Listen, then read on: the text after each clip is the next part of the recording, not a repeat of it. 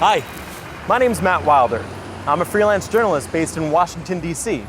At the moment, I'm trying to find a good story. I have a 6 o'clock deadline, but nothing's going on. I know. I'll see what topics are trending on Twitter. Today, we live in the era of new media. People can access the news at any time, from any place, on all kinds of digital devices. The internet and social media sites, such as Twitter and Facebook, allow these news consumers to become news producers. If you want to be a journalist, all you have to do is post an article online, and it can be read instantly by anyone, anywhere in the world. Journalism has changed a lot during the first days of the newspaper, and most of these changes have been driven by technology. There's no better place to discover this than Washington, D.C., home of the newseum. There are over 30,000 newspapers here, covering over 500 years of news. This is the Boston Newsletter, thought to be the first continuously published newspaper in North America. This edition, from 1718, reports on the sensational killing of Edward Teach, better known as Blackbeard, believed to be one of the most dangerous pirates at the time. Reporting in the early days of journalism must have been very difficult. Journalists would ride their horses to the nearest town that had a printing press. Their reports were then published in a newspaper, which was often just a single sheet of paper, and distributed on horseback. The roads were bad, so it was very difficult to send news over long distances.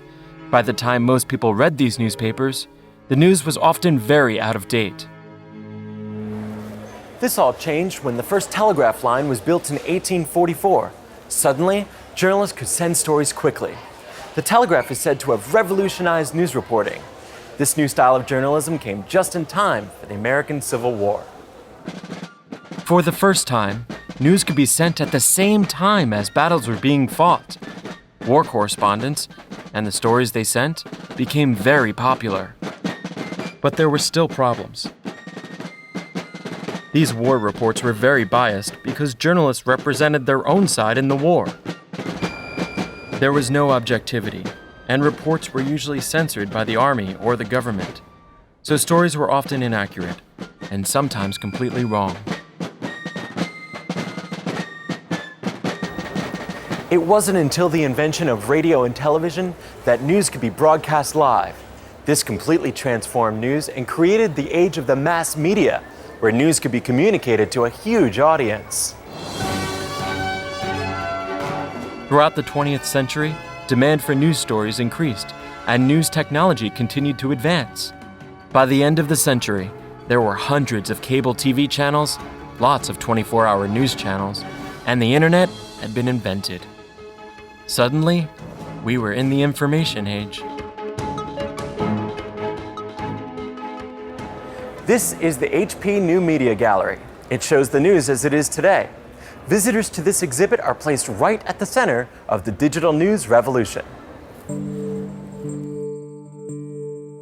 They are instantly connected to the day's news by live Twitter feeds, showing the day's trending news stories. They can also check out major news stories which were first reported on social media. These pictures of a plane landing on New York's Hudson River were taken on a smartphone and uploaded to Twitter seconds after the incident had occurred. Speaking of smartphones, fantastic. A tweet from the White House. Oh, there's a big announcement in 25 minutes. I better go. Bye.